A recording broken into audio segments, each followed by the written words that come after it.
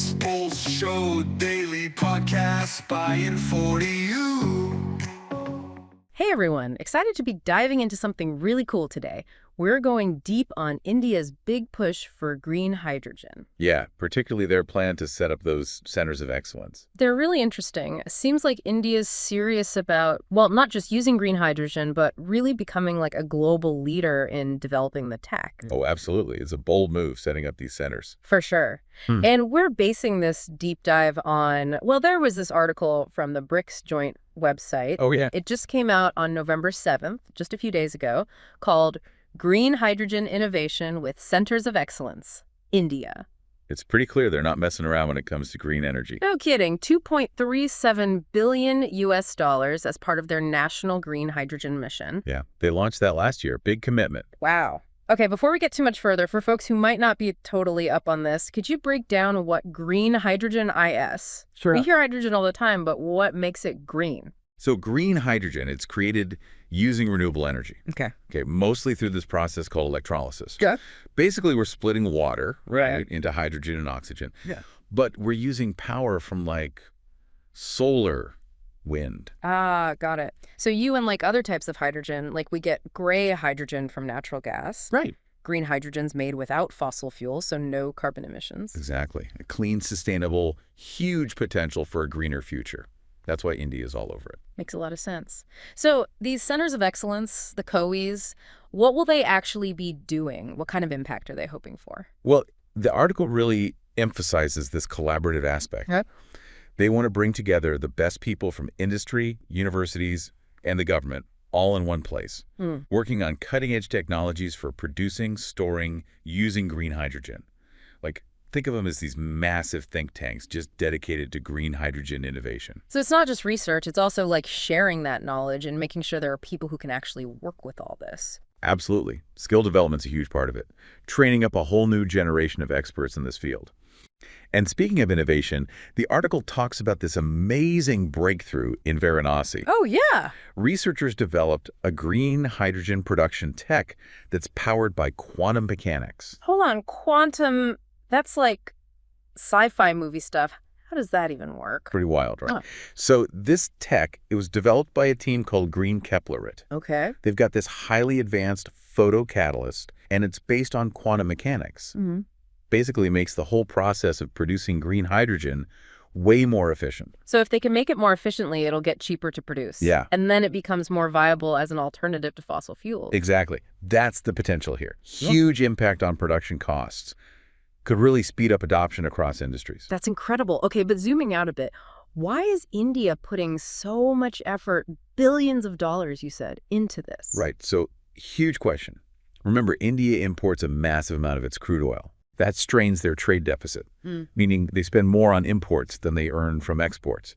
And it also increases the demand for foreign currency. Okay. Green hydrogen, they're aiming for more energy independence. So less reliance on that imported oil strengthens their economy, more control over their energy future. Exactly. But it's not just economic benefits. This national green hydrogen mission, it fits with their commitment to fighting climate change. Right. They've set this goal, reaching net zero emissions by 2070. And green hydrogen's a huge part of that strategy. It's kind of like a multi-pronged approach then. Boosting their economy, less reliance on foreign energy, and tackling climate change all at once. Yeah, it's pretty impressive how it all ties together. And it's not just happening in a vacuum either. What India is doing here with green hydrogen, it lines up with global climate objectives. Oh, right. So they're actually like leading by example, showing that a cleaner future is actually possible. Exactly. They're becoming frontrunners in the whole renewable energy movement. Which kind of brings us to the bigger question. What does this all mean for India in the world? Yeah, good point. Like, where do they see this going long term? What's the vision for how green hydrogen fits into the future? Well, the article kind of paints this picture, right? Green hydrogen becomes this major player in the global energy landscape. We're talking potentially shifting how we power everything. Transportation, industry, even homes. Wow. So like cars running on hydrogen, factories using clean energy, our houses heated and cooled with it. It's a powerful vision. And India is taking those concrete steps, trying to make it reality. Yeah. And the implications go way beyond just India, of course. As they do this, Other countries, they might get inspired. Oh, I see. Invest more in renewables themselves, speed up their own transitions? Exactly. Yeah. A ripple effect, basically, that could benefit everyone. Now, even though we're focused on India specifically, got to connect this back to our listeners, right? Yeah. Even if they're not in India, how could these developments impact them? Oh, that's a really important point. See, as this global demand for green hydrogen grows, that's going to spark a ton of innovation investment in these technologies worldwide. Okay. Could mean new job opportunities, energy costs going down, ultimately a cleaner, healthier environment for all of us. So it's like, even if the main action's happening over there, the benefits have this global reach. Really shows how interconnected we are when it comes to these big challenges. Climate change, energy security. Absolutely. What India is doing, it's not just about India. It's about creating a more sustainable future for the whole planet. Kind of signals a shift, how we think about energy, our relationship with the environment. Yeah. It's about that future where sustainability and innovation, they go hand in hand. Right. What strikes me is this isn't just about some new tech. It's changing our mindset. Realizing we actually have the power to make a cleaner, more sustainable world. Recognizing that we're all part of this, right? Yeah. Our actions, even small ones, they contribute to a bigger change. And that's like really empowering. But we got to be realistic too. There must be challenges along the way. What are some of the hurdles India might face actually making this happen? Oh, for sure there are. I mean, one of the biggest is cost. Even with these breakthroughs like that quantum tech we were talking about, green hydrogen, it's still more expensive to produce than fossil fuels, relatively speaking. Right. So scaling it up to meet the needs of a whole country like India, that's going to take some serious investment developing the whole infrastructure. So bringing that production cost down is like key to making it competitive, huh? It's essential, yeah. And then there's the infrastructure itself. Is India actually ready to, handle the storing and moving all this green hydrogen around? That's a huge question. Yeah, because if they're producing it but can't get it where it needs to go. Exactly. They'll need to invest heavily in all that. Building pipelines, storage facilities, refueling stations, the whole works. It sounds like a massive undertaking, but I guess when you look at the potential payoff... Oh, absolutely. This isn't an overnight switch. Yeah. Transitioning to a green hydrogen economy, it's going to take serious planning, collaboration, and a commitment to overcoming those obstacles.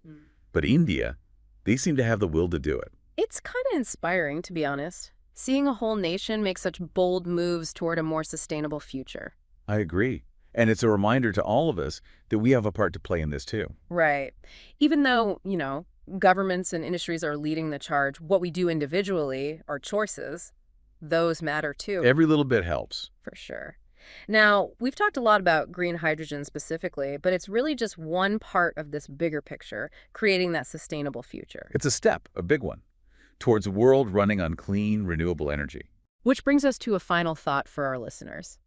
We've looked at India's efforts, but what other innovations are out there on the horizon for green energy? And maybe even more important, what role can you play in all this? That's a great question to leave everyone with. Really makes you think beyond just today's discussion right now. What's your place in this whole shift toward a greener future? Because let's be real, that future is being shaped right now, and we all have the chance to be a part of it. Absolutely. On that note, I think we've reached the end of our deep dive for today. A huge thank you to you for sharing your expertise. It's been a fascinating conversation. And of course, thanks to all our listeners for joining us on this journey into green hydrogen and India's bold vision. Keep those minds curious, folks, and keep exploring.